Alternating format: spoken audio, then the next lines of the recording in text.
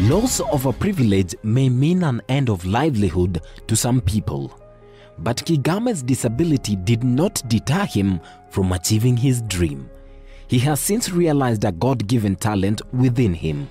I have a dream. If I was asked, when did you notice that you loved music? It was when we would sit at the family table in the evening, and we would sing hymns and all these interesting songs about animals, and so I loved singing. And then my sisters would bring in the harmony, and my mother would lead the songs. It was awesome.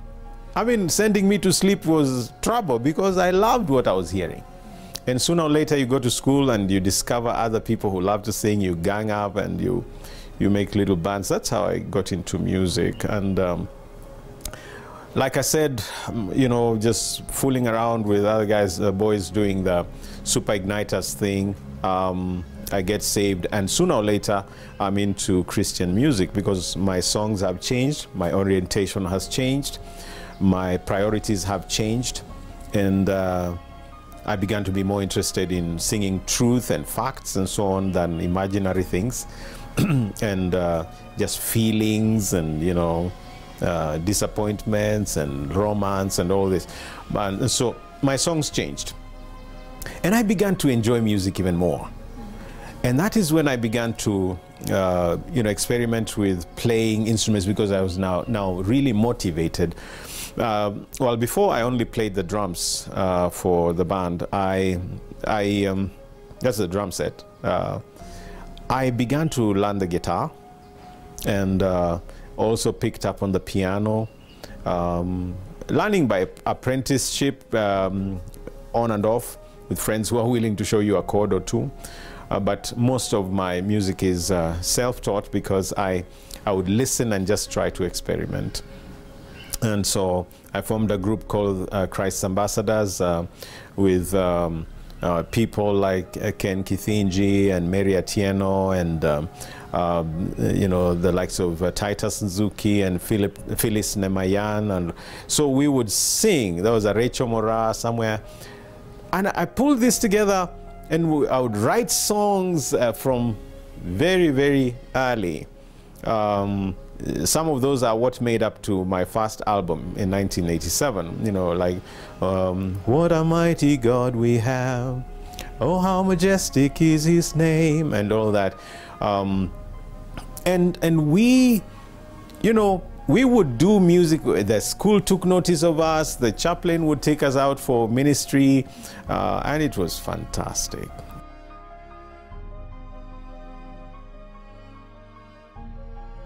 With a new direction in music, nothing could hinder him from making it happen. The real experience of some serious music came when I joined the Youth for Christ team. I had great friends like Philip Ndiwa, who's now deceased, went to be with the Lord a couple of years ago, and he and I wrote a lot of great songs, one of which has appeared on my last album. It's called Dunia Ni Shangwe. And Philip was a Swahili major, and so he and I had love for Swahili. I had taken Swahili into Form 5 and 6, and we wrote a lot of Swahili songs. And that explains partly where my love for the Swahili idiom in my songs comes. And so I write a lot of Swahili songs for the East African Church. And so Philip and I wrote some songs. Some of them I'll have to release in the years to come because he's gone. And of course, he had a big impact. Both of us came from the non-Christian day influences of the Super Mazembes and Mangalepas and DDC Milimani Orchestra and all those. And sooner or later, Philip began to date Esther. And I mean, we grew up together talking freely and so on, but I was the odd one out because somehow I was not yet ready for dating and so on at that time. And so when I finally dated, it was like, Reuben, okay. I said, I have feelings just like you. Anyway, we sang together, we traveled together, we cried together, we laughed together, and Youth for Christ was a great, great experience.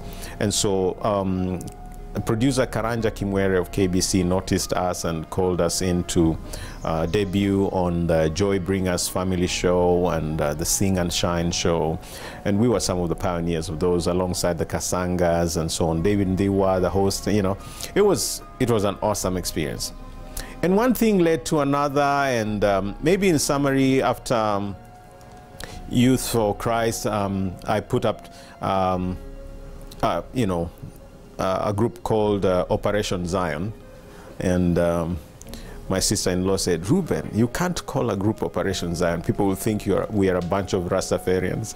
So I asked her, "What do you want us to call it?" She says, "Let's call it either Up to Zion or Jubilee." So I said, "Okay, Jubilee sounds good. This has nothing to do with the Jubilee Party." So Jubilee is actually like the predecessor of Sifa Voices today, because when it scattered because of people going into different occupations and so on, I then set up Sifa Voices, which began as Reuben Kigame and Friends, and then we christened it Sifa Voices, and that's the team that I keep to this day. Beside excelling intellectually and melodiously and having released more than 26 music albums, Kigame treasures the great support system that got his back. I have been married twice. I'm not a polygamist. The first time I got married was 1991 to Mercy from Kirinyaga. And I had a few challenges, of course, being accepted with my visual handicap and being from another tribe, because the stereotypes are usually from both sides. And we fought the odds. We got married. By God's grace, you know, God gave us two children first, Shalom and Shekinah, born in 1992, 1994. And later on, a daughter called Shema, and the three you know, I got with Mercy. We had a great time.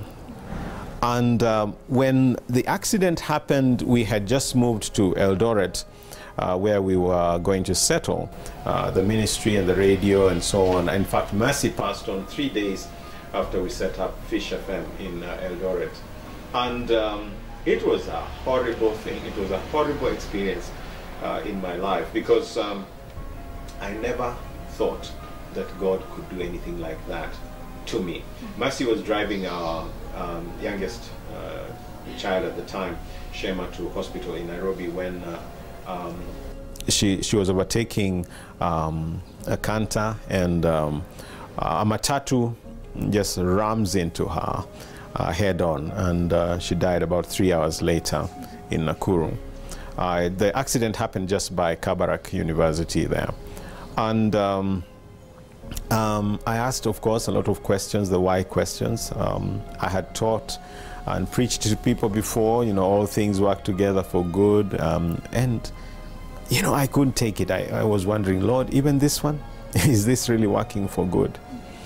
And fast forwarding, it was tough. It was tough because Shema at that time was 2 years old, and so I had to take care of all the domestics, you know, changing diapers and cooking and all that.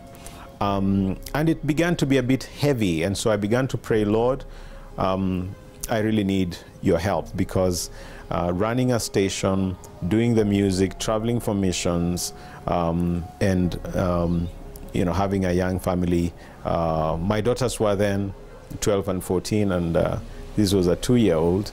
It was really rough. Goodbye, mercy, goodbye, love. It's really hard for me to sing this song. When we call unto the Lord, He hears and answers our prayers. After a couple of days in prayers, God came through for him, and he is now counting his blessings. The Lord began to show me a very close friend of Mercy's, and that's the lady I ended up marrying. She's called Julie, and you know, Julie and I have been married. It's going to 10 years now, And I do thank God because she came into my life. And besides just the comfort, she's been a great support with the children. We have a son together. He's called Yeshua, who's about 7 now in class 2. Yeah, so I look back with a lot of fondness and thank God for the grace of sustenance. And I say the grace of sustenance because I know a lot of people out there are hurting, maybe because of losing a loved one or a child or having a miscarriage like we experienced once in our family. But you know what? God never leaves anyone. He never forsakes. And that's why, like I was telling you earlier, that was one of the reasons why I wrote that song, Huniachi, because I look back into my life and realize, God has never left me even once. Even when I felt like he had, he never had left me.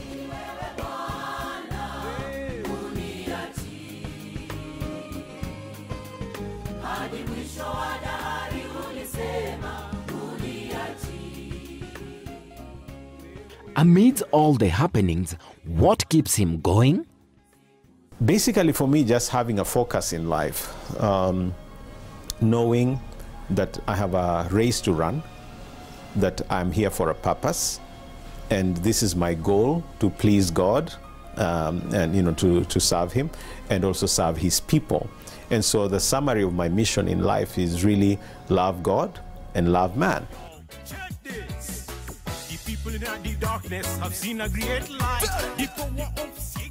What's your story? If you'd like to share your story with us, kindly text us on 22316 or email thisismystory@familymedia.tv and we will get back to you.